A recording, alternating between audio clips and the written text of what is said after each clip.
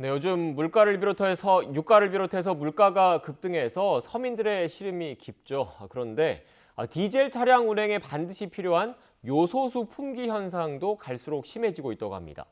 7배에서 10배의 웃돈이 붙을 정도인데 디젤 차량만의 문제가 아니라 요소를 이용하는 비료 문제도 심각해서 대책 마련이 시급해 보입니다. 취재기자 연결해서 자세한 내용 알아보겠습니다. 김상우 기자. 네, 김상우입니다. 네, 먼저 요소수가 도대체 뭔데 이렇게 문제가 되고 있는 겁니까?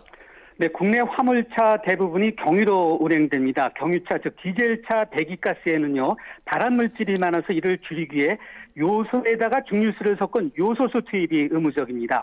지난 2015년 이후에 등록된 차량은 요소수를 넣지 않으면 주행이 안 되는 등의 문제가 생기는 장치가 설치되어 있습니다.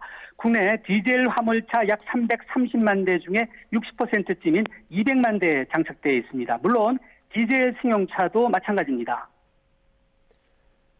네, 그렇다면 요소수 요즘 구하기가 얼마나 어려운 겁니까? 코로나19 사태 초기였죠. 지난해 초 너도 나도 마스크 구하기 난리였는데요. 바로 네. 그 초기 상황과 비슷하다 이렇게 보면 될 듯 싶습니다. 보통 주유소에서 구하는데 가격이 이미 50%쯤 인상됐고요. 구매도 1인당 1개씩으로 제한하는 것이 보통입니다. 온라인 경우는 제가 살펴본 곳에는 10리터 한 통에 7만 원에 거래한다 이렇게 올라온 게 있었고요. 물론 호가입니다. 다른 사이트에서는 10만 원도 등장했습니다. 서너 달 전까지만 하더라도 만 원대였는데 7배에서 10배 이렇게 비싼 값에 매물이 나온 것입니다.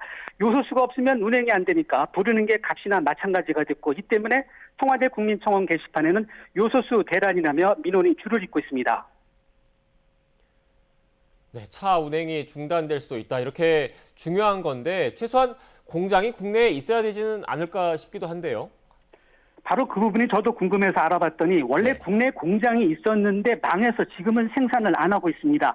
세계 요소 생산 1위가 바로 중국인데 저거로 국내 시장을 공략했기 때문인데요.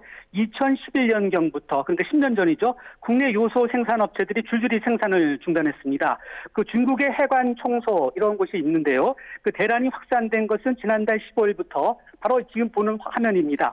그 해관 청소의 공문인데 중국이 우리의 관세청격인 해강 청소가 별도의 검역이나 검사 없이 수출이 가능했던 요소, 칼륨 비소나 인산 비료 등 총 29종의 비료 품목을 엄격한 검역을 거치도록 하면서 시작됐습니다.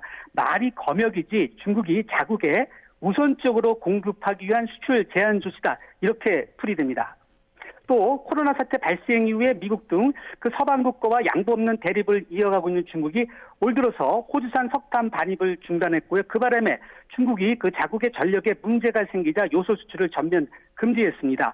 석탄에서 암모니아를 추출해서 요소를 생산하기 때문인데요. 근데 국내 요소 수입의 3분의 2가 바로 중국산인데 올해는 유난히 중국산 비중이 커서 9월까지는 거의 다다, 97% 정도였습니다. 중국이 요소 수출을 가장 많이 하는 국가 순위를 제가 찾아보니까 1위가 인도인데 그 다음이 한국입니다. 연간 수출량은 56만 4천 톤이고요.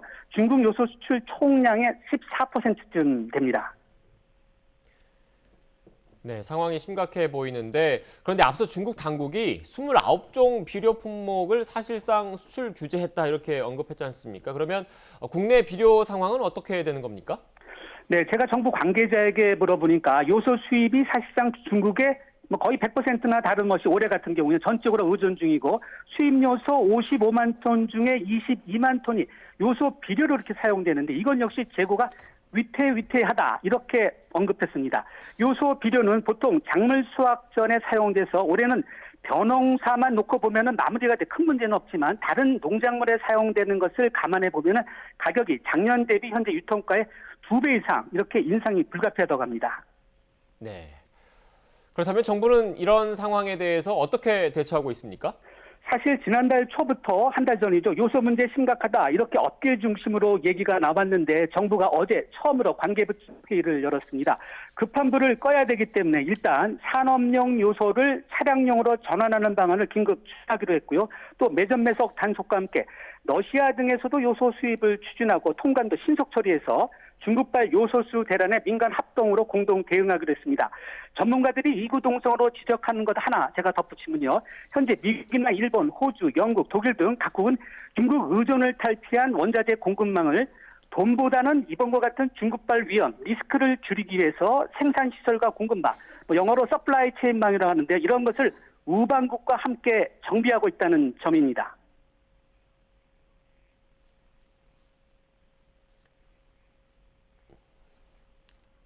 네, 네, 지금까지 요소수 관련해서 김상우 기자의 분석과 해설 전해드렸습니다.